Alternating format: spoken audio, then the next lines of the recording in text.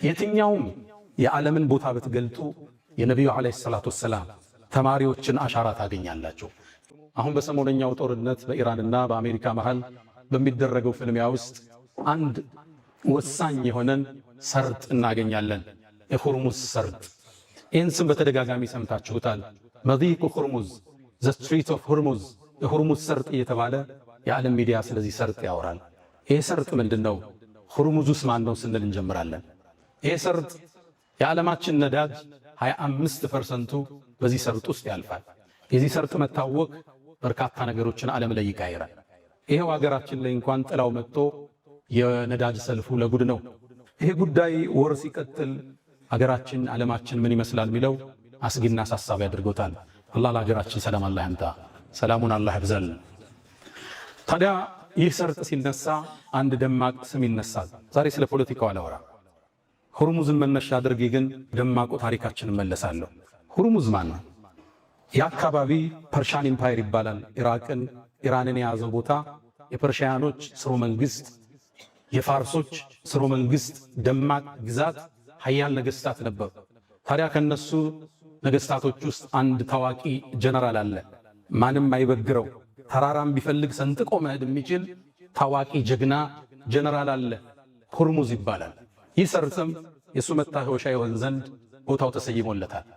ታዲያ በሰይድና አቡበክር ስዲቅ ዘመን ከነቢዩ እልፈት ሰለላሁ ዐለይሂ ወሰለም ከዓመት በኋላ አካባቢ ሰይድና አቡበክር በኻሊድ ብን ወሊድ መሪነት ፐርሻን ኢምፓየርን እንዲከፍቱ ሰራዊቱን አሰማሩ። ኻሊድም ይህን ጦር እየመራ ወደ ፐርሻን ኢምፓየር ሲጠጋ የፋርሶቹ ጦር ፊት ለፊት ተገናኘው። የጦሩ ጀነራል ሁርሙዝ ይባላል። ይሄ ሰርጥ የተሰየመለት። ታዲያ ፊት ለፊት ሲገናኙ ሁሉም ጦራቸውን አሰለፉ። ፍልሚያው ከመጀመሩ በፊት ማንም አይበግረው ሁርሙዝ ወደ ሜዳ ወጣና ኻሊድ የታለ ብሎ ተጣራ። ኻሊድን እንዴት አወቀው? በእርግጥ ኻሊድ 100 ጦርነቶችን አድርጎ ተሸንፎ ማያውቅ የአላህ ሰይፍ መሆኑን ዓለም ዝናውን ያውቀዋል። ኻሊድን በመግደል ታሪኩን ሊያሸበርቅ ፈለገና ኻሊድ የታል ወጦ ይፋለመኛል። ከጦሩ መሃል ያ የነቢዩ ደረሳ ኻሊድ ብን ወሊድ ወጦ ተሰየመ። ከዛም ሁርሙዝም አስከተለና ጀግና ወንድ ከሆንክ ውረድና ከፈረስህ እንፋለም አለው። ይሄ ጀግናም ኻሊድ ወረደ። ሁለቱም ፈረሳቸውን መጥተው ወደ ሰራዊቱ መለሱት። ሜዳው ላይ ሁለቱ ተገናኙ። የሁለት ዓለም ጀግኖች ማን ያሸንፍ ይሆን? ፋርሶቹ እርግጠኛ ናቸው እንደሚገለው ኻሊድ። ሙስሊሞቹ ደግሞ የኻሊድን ማንነት ያውቃሉ። ጦርነቱ ብሎ ተጀመረ። ሁለቱ ተፋለሙ። ሰራዊቱ ይመለከታል። አቧራው ጨሰ፣ ሰይፎች ተላተሙ፣ ጦሮች ተወረወሩ። ታዲያ ሁርሙዝና የፐርሻን ኢምፓየር የኻሊድን አስደማሚ የጦር ቴክኒክ ተመለከቱ። ሁርሙዝ እንዲህ አይነት ሰው ገጥሞት አያውቅም። እንዲህ አይነት የካራቴ ችሎታ ያለው የጦር አሰነዛዘር፣ የሰይፍ አመካከት ብቃት ያለውን ጀነራል ገጥሞት አያውቅም። እንደተደመመ አቧራው ድንገት ሲገለጥ የኻሊድ ሰይፍ ደም እያፈሰሰ ነበር። ሰሃቦቹ ተክቢር አደረጉ። ያን ትልቅ ጀነራል ኻሊድ ፊት ለፊታቸው ላይ አጋደመው።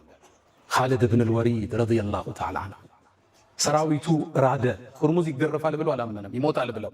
ያኔም ኻሊድ ስነልቦናቸው እንደተናደ ሲያቅ ሰራዊቱ ሙስሊሙ እንዲያጠቃ አደረገ። ትልቁን ጦርነት በድል ተወጡት። ያ ጦርነት ካዚማ ይባላል። የተላተሙበት ቦታ ካዚማ ስለሚባል አሊያም ዛቱ ሰላሲል የሰንሰለቱ ጦርነት ይባላል። ሰንሰለት የተባለበት ፐርሺያኖቹ ሰራዊቱ እንዳይሸሽ ራሳቸውን በሰንሰለት አስረው ነው የሚዋጉት። አይሸሹም፣ ግንብ ናቸው። ከሞቱ ይሞታሉ፣ ካልሆነም ያሸንፋሉ። በሰንሰለት ራሳቸውን ጠፍረው ነው የሚወጡት።